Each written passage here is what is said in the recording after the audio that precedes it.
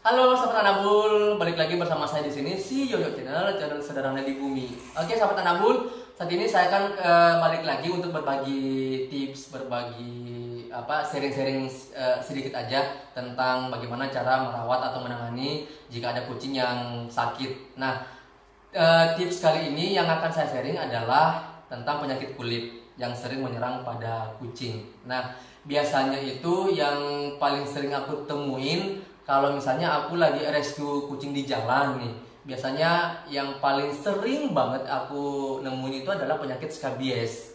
Nah, pasti sahabat Anabul semuanya sudah tahu, pada tahu ya skabies itu seperti apa. Jadi, yang pada belum tahu nih, ini wajib untuk ditonton ya. Tapi sebelum lanjut, jangan lupa di subscribe ya, dan like, share jika informasinya ini bermanfaat buat teman-teman semuanya. Oke, sahabat Anabul. Berbicara mengenai skabies, jadi skabies ini terjadi karena adanya tungau atau sejenis parasit yang tumbuh berkembang pada lapisan kulit pada kucing. Nah, biasanya skabies ini menyerang pada bagian pinggiran telinga dulu lebih awal. Biasanya sih ya, tumbuh lebih awal di bagian telinga, dan juga kalau misalnya sahabat Anabul tidak menanganinya dengan cepat, itu akan menyebar ke mana-mana. Ya, jadi skabies ini juga bentuknya berkerak, ya, mengeras pada pinggiran telinga, dan biasanya menyerang pada bagian hidung, bagian pinggiran mata, dan juga bagian telapak kaki. Nah, itu bagian-bagian yang cenderung diserang oleh skabies ini. Nah, sahabat Anabul, aku akan tayangkan beberapa slide gambar ya, biar lebih jelas juga skabies ini seperti apa. Nah, gambarnya ini dia.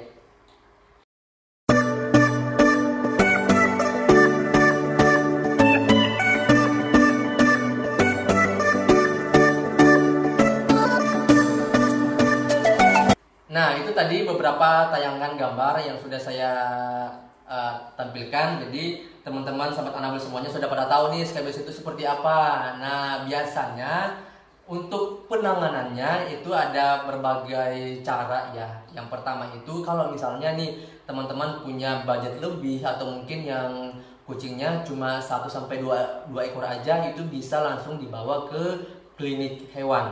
Langsung bisa ditangani oleh dokter hewan. Nah, biasanya kalau di klinik itu penanganannya itu diberikan suntik anti parasit. Nah, biasanya itu dilakukan juga secara bertahap, antara 1 sampai 2 bulan per 10 hari atau sampai 14 hari paling lama. Seperti itu. Jadi sekali lagi itu dilakukan secara bertahap. Nah, biasanya karena aku di sini punya banyak kucing dan punya rumah kucing juga ya. Jadi saya harus meminimalisir pengeluaran. Nah, biasanya aku kasih obat ini nih, yang biasa aku kasih pada kucing-kucing saya nih, Skibimide. Bisa dilihat ya sahabat Anabul semuanya ya. Nanti juga saya akan lampirkan di kolom deskripsi ya. Jadi biasanya aku kasih obat seperti ini. Nah, ini juga obat untuk manusia ya, obat untuk manusia. Karena tak jarang juga aku juga biasa kena ya, biasa kena jamur-jamurnya juga ya, dan itu wajar-wajar aja sih sebenarnya. Nah, Skibimide ini ukuran yang 3 miligram ya. Oh ya, netonya 30 gram. Sorry, 30 gram. Bisa dilihat di sini 30 gram ya. Dan ini juga ukuran yang paling besar ya. Jadi ada 2 jenis ukuran, satu ukuran yang segede ini, satu juga agak kecil dikit ya. Dan ini bisa kita dapatkan di apotik.